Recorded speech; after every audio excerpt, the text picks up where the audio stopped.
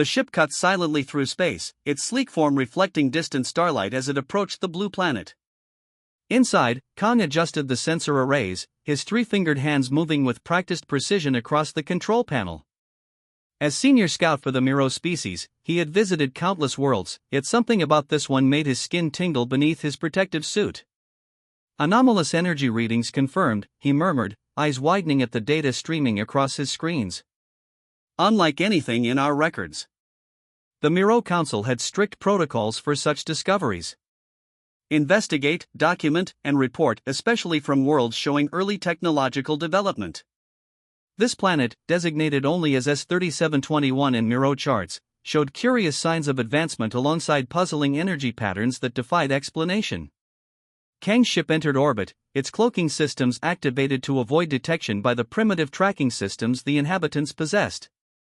The blue world rotated slowly beneath him, vast oceans interrupted by landmasses covered in green vegetation and sprawling gray settlements. Computer, isolate the energy source, Kong commanded. Energy source located in northern hemisphere mountainous region, the ship's system responded. Altitude, 4,382 units above sea level. Weather conditions, sub-freezing temperatures. Kong prepared his landing vessel, a smaller craft designed for planetary exploration. He checked his atmospheric suit, standard procedure even on planets with breathable atmospheres, and loaded his collection of scanning tools. Beginning descent, he noted in his log. Time, 0733 ship standard. The craft broke through cloud cover, revealing jagged mountain peaks capped with pristine white. Wind currents buffeted the small vessel, but Kang's skilled piloting brought it down gently on a flat rocky outcropping. Outside, snow swirled in delicate patterns across the barren landscape. Kong stepped from his craft, his boots crunching on frozen ground. The air was thin here, and bitter cold penetrated even his insulated suit. According to his readings, no unprotected member of this planet's dominant species should be able to survive long in these conditions. Yet there, standing calmly at the entrance to a simple stone structure nestled against the mountainside, was one of them. An elderly male, small even by his species standards, with skin weathered by age and elements. He wore simple cloth garments totally inadequate for the freezing conditions, yet showed no signs of distress. Most puzzling of all, he appeared to be waiting, watching Kang's approach with serene eyes. Kong activated his translator and approached cautiously. The Miro had studied this planet's languages from a distance but had never attempted direct communication. Greetings, Kong said, the translator converting his clicks and whistles into sounds the human could understand. I mean no harm. The human smiled, his weathered face creasing with lines. Welcome, traveler, he said in perfect clarity. I am Tae-ho. We have been expecting someone from the stars. Kong halted, suddenly uncertain. His translator shouldn't have been working yet, it needed samples of speech to calibrate properly.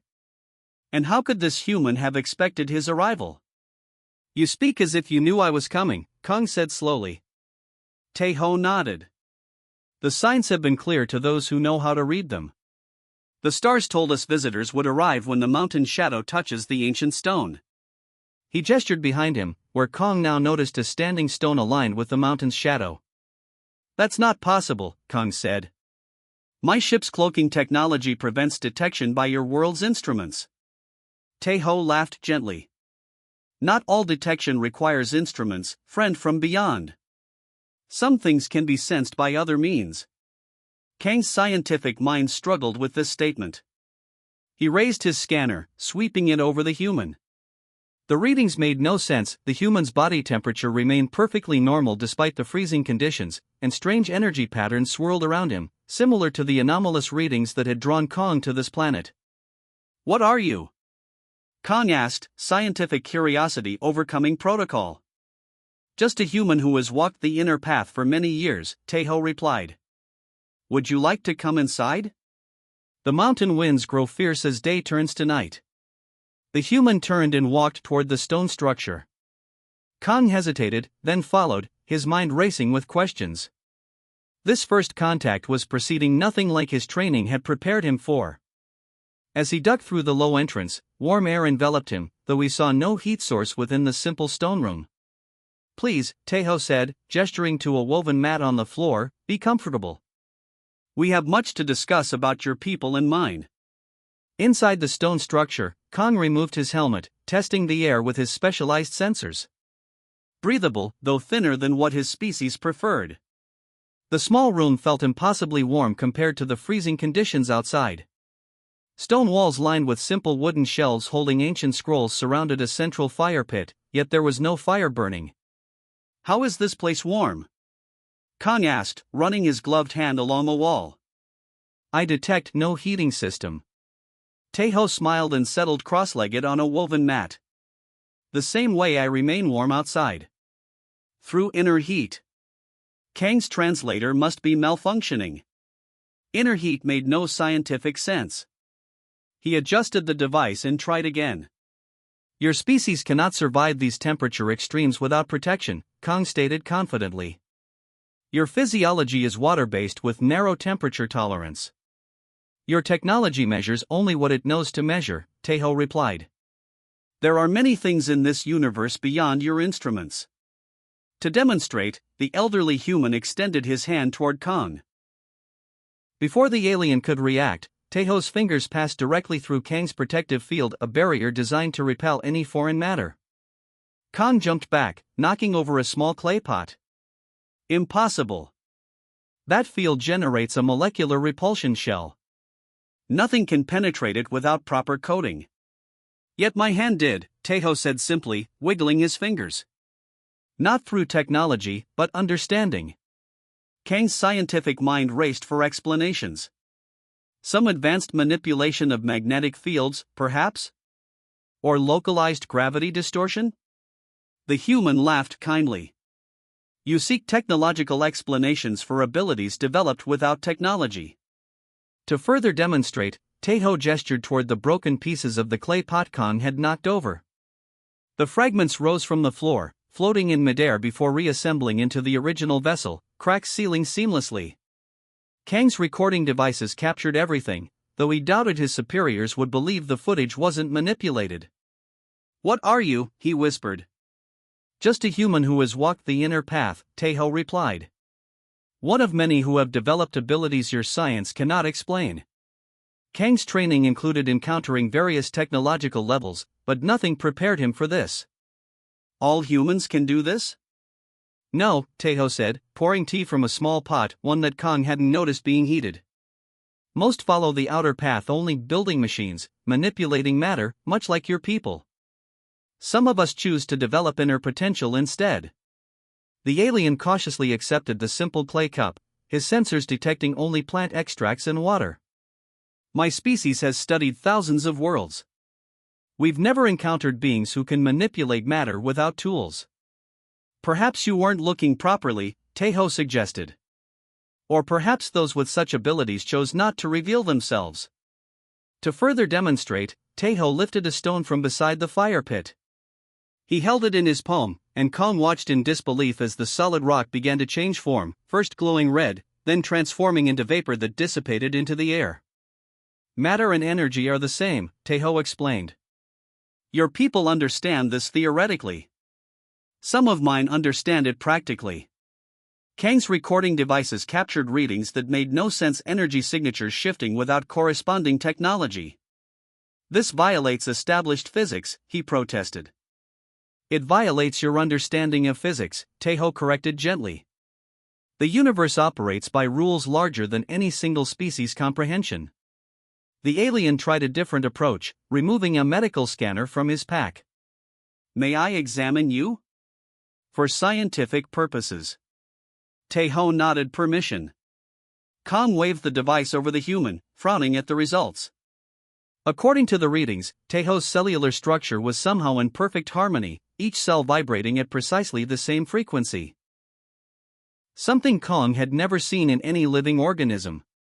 Your species pursues external mastery, the human explained. Mine has always followed two paths, the outer and the inner. Some build machines to extend human capability. Others learn to extend human capability directly. How long have humans had these abilities? Kong asked, his scientific curiosity overwhelming his mission protocols. Always, Taeho said. Though few develop them fully. It takes decades of discipline that most aren't willing to commit to. Why spend years learning to warm yourself when you can simply build a heater? Kong considered this logic. It aligned with what the Miro knew of evolutionary efficiency. Yet you chose this path. I did, Taeho confirmed. As did others before me, stretching back thousands of years. While your people explored stars and ships, some of mine explored consciousness itself. Kang's communicator beeped a signal from his main vessel in orbit. The Miro mothership Tion had arrived, drawn by his preliminary reports. Soon, more of his kind would come to investigate this impossible human. My people will want to understand you, Kong said carefully. The Miro ship Tion hung like a silver teardrop above Earth's atmosphere, its gleaming hull reflecting sunlight as it maintained geosynchronous orbit over the Himalayan region. Inside the command center, Commander G studied the stream of data from Kang's expedition with growing concern. These readings cannot be accurate, G said, her scaled fingers tapping the control panel. No biological entity can manipulate matter without tools. Scout Kang's recording devices show no signs of tampering, the science officer reported. The human appears to be demonstrating abilities outside our understanding of physics. G's 4 eyes narrowed as she watched footage of the elderly human passing his hand through Kang's protective field. Such a thing should be impossible by any standard of science the Miro had encountered in their centuries of space exploration. Prepare a landing team, she ordered. Full research kit and containment protocols. This requires direct examination. Back in the mountain temple, Taeho sensed the new arrivals before Kang's communicator alerted him. More of your kind approach, the human said calmly. My commander wishes to verify my findings, Kong explained, feeling oddly protective of the elderly human. Our protocols require multiple confirmations for unusual discoveries. Taeho nodded. It is natural to doubt what challenges your understanding. The human led Kong deeper into the temple, through narrow passages that opened into a large circular chamber.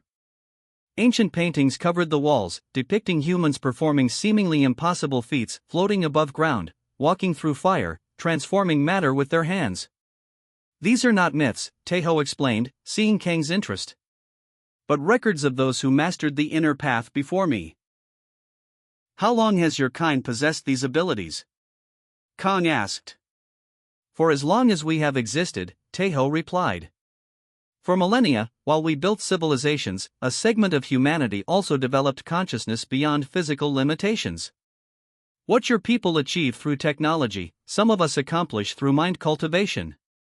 A soft vibration from outside signaled the arrival of the Miro research team. 6 tall figures in protective suits entered the chamber, led by Commander G herself. Her posture stiffened at the sight of Taeho, so small and seemingly fragile, yet radiating a presence that made even the confident commander hesitate. Greetings, G said through her translator. We wish to understand your abilities. Taeho bowed respectfully. Understanding comes through experience more than explanation. Perhaps a demonstration would help. Before G could respond, Taeho placed his weathered hands on Kang's temples. The scout started to pull away, then froze as his mind filled with vivid images, humans surviving in frozen wastelands during ice ages, enduring plagues that decimated populations, rebuilding after devastating wars, always adapting, always reaching beyond their limitations. Kong saw humans developing technologies alongside spiritual practices, following parallel paths of evolution. He witnessed generations of practitioners in this very temple, passing knowledge from master to student across thousands of years. When Taeho removed his hands, Kong swayed slightly, overwhelmed by the experience. Commander, he whispered, he showed me their history without technology. Directly into my mind. G signaled to her security team. We require a biological sample for analysis, she stated, her tone leaving no room for refusal. 2 Miro officers stepped forward with collection equipment, but as they activated their containment field around Taeho, the energy simply flowed around him without effect. Your technology cannot hold what it doesn't understand, Taeho said gently. We are not unique in our pursuit of consciousness expansion, but few species follow both paths simultaneously as humans have. Ji's eyes widened as her most advanced containment field, capable of holding gaseous lifeforms, simply dissipated around the human. "What are you?" she demanded. "We are humans who chose a different path of evolution," Taeho answered. "Your species developed remarkable external technologies. Mine developed both external and internal capabilities." Another human entered the chamber, an elderly woman with silver hair and calm eyes. "I am Sun," she introduced herself. "Like Taeho, I walked the inner path." Sun approached Ji without fear, looking up at the much taller alien. "Your confusion is understandable. You seek to categorize us within your existing knowledge. But some things must be experienced to be understood." Ji hesitated, then made a decision that went against all Miro protocols. She removed her glove and extended her hand. Sun smiled and took it gently in her own.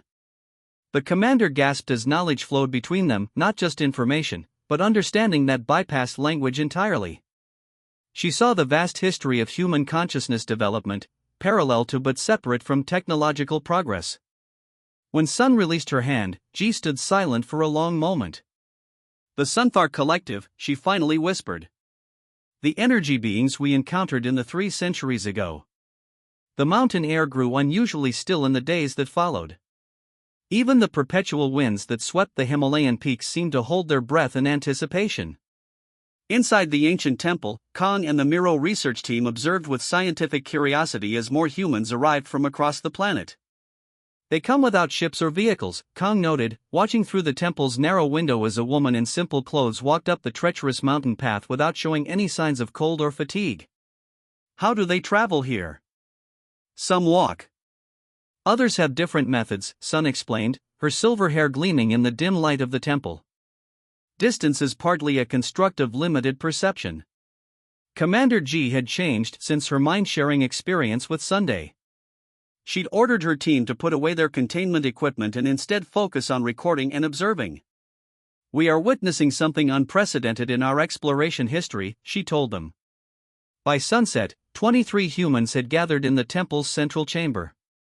They varied in appearance, different colors of skin, different shapes of eyes, young and old, but all carried the same serene presence that Taeho and Sun exhibited. "You've arrived at a fortunate time," Taeho told the assembled Miro. "The gathering occurs only once each century." Sun led the aliens to an observation platform overlooking the main chamber. "Today, Taeho completes his journey on the inner path." "What exactly will happen?" Kong asked, setting up his recording instruments. "After 80 years of preparation, Taeho will transcend physical form," Sun replied. "What your people might call evolution, we consider ascension." The gathered humans formed a circle around Taeho, who sat cross-legged in the center. No technology was visible, no tools or devices, yet Kang's instruments began registering energy readings that climbed steadily beyond their calibrated limits. "These readings exceed anything we've encountered," a Miro scientist whispered. "Energy density approaching stellar levels, yet contained in a biological entity." Taeho closed his eyes and placed his hands palm up on his knees. The air around him began to shimmer, like heat waves rising from sun-baked stone. The humans in the circle started a low humming sound that seemed to resonate with the very stones of the temple. "He begins the final release," Sun explained. "Separating consciousness from physical form." Commander Ji leaned forward, all 4 eyes wide with wonder. "This defies all biological principles we understand." "Your understanding separates physics from consciousness," Sun said gently. "Ours unifies them." As the humming intensified, Taeho's body began to glow from within. Not the reflection of external light, but an illumination that originated in his cells. Kong adjusted his instruments, struggling to record what was happening.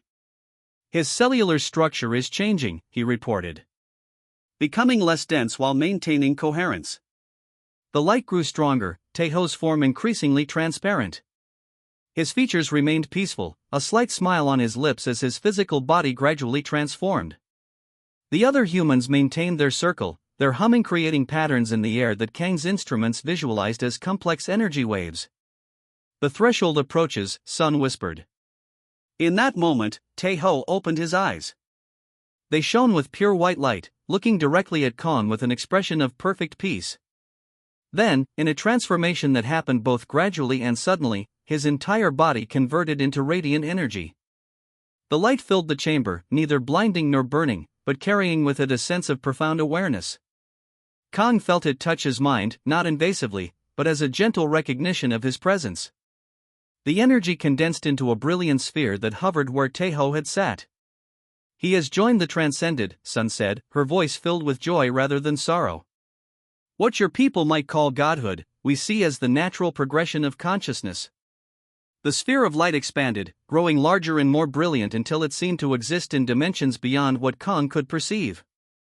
Then, with a gentle pulse that resonated through every being in the chamber, it diminished to a point and vanished, not dissipating, but moving beyond the visible spectrum. The circle of humans bowed their heads briefly, then rose. There was no sadness in their faces, only quiet celebration. "Where did he go?" Commander G asked, her scientific mind struggling to process what she had witnessed. "Everywhere," Sun replied simply. "Taeho's consciousness is no longer bound by physical limitations. He exists now as pure energy and awareness, able to move throughout the cosmos at will." A young human approached, carrying a simple wooden box. He opened it, revealing only a small crystal that glowed with soft light. "This remains as Taeho's anchor," he explained. "Through it, he can focus his consciousness to communicate with those still in physical form." Kong stared at the crystal, his instruments detecting energy patterns similar to those they had observed in Taeho, but impossibly complex and constantly shifting. "What we've witnessed," Commander G began, unable to find words to complete her thought, "is what humans have been evolving toward for thousands of years," Sun finished for her. "Taeho is not the first, nor will he be the last." 3 standard cycles passed after the events in the mountain temple. The Miro ship Tion maintained its orbit around Earth while Commander G prepared her final report. In her private quarters, she reviewed the recordings for the 100th time, studying the moment when Taeho transformed from flesh to energy. "Still looking for an explanation?" Kong asked as he entered with permission. "The Council won't believe what we've witnessed," G replied, her 4 eyes blinking in sequence, a sign of Miro stress. "They'll assume equipment malfunction or deception." "Yet we all saw it," Kong said. 8 different Miro with 8 different recording devices. The communication panel chimed. A message from the Miro High Council had arrived, their response to the preliminary reports. G activated the display. The message was brief: Earth was immediately designated a protected world, forbidden to interference or colonization. The Tion was ordered to conclude its research and return home. "They're afraid," G said softly. "For the first time in Miro history, we've encountered something truly beyond our understanding." Later that day, Kong walked alone through the temple grounds. Snow fell lightly around him, but he barely noticed the cold. His mind kept returning to the images Taeho had shared, the long history of human spiritual development alongside their technological growth. "You seem troubled," Sun said, appearing beside him on the path. Despite her age, she moved without sound. "I request permission to remain," Kong said suddenly. "As student and ambassador." Sun smiled. "We would welcome you, but your council may not approve." "I've already transmitted my request," Kong replied. "I told them understanding humans might be crucial for Miro development." They walked in silence to a flat stone overlooking the valley. In the distance, city lights twinkled as night fell. 2 worlds, the ancient practices of the temple and the modern technology of human cities existing side by side. Taeho's ascension was merely the latest in a long progression, Sun explained. "For thousands of years, humans have been evolving toward post-physical existence. How many have achieved what Taeho did?" Kong asked. "Hundreds across our history," she answered. "They don't leave our world forever. They return occasionally, guiding those who follow the path." Sun gestured toward the stars appearing in the darkening sky. "The beings your ancestors encountered in the Hyun system 3 centuries ago, the ones you believed were ancient cosmic entities, were actually humans who ascended millennia ago."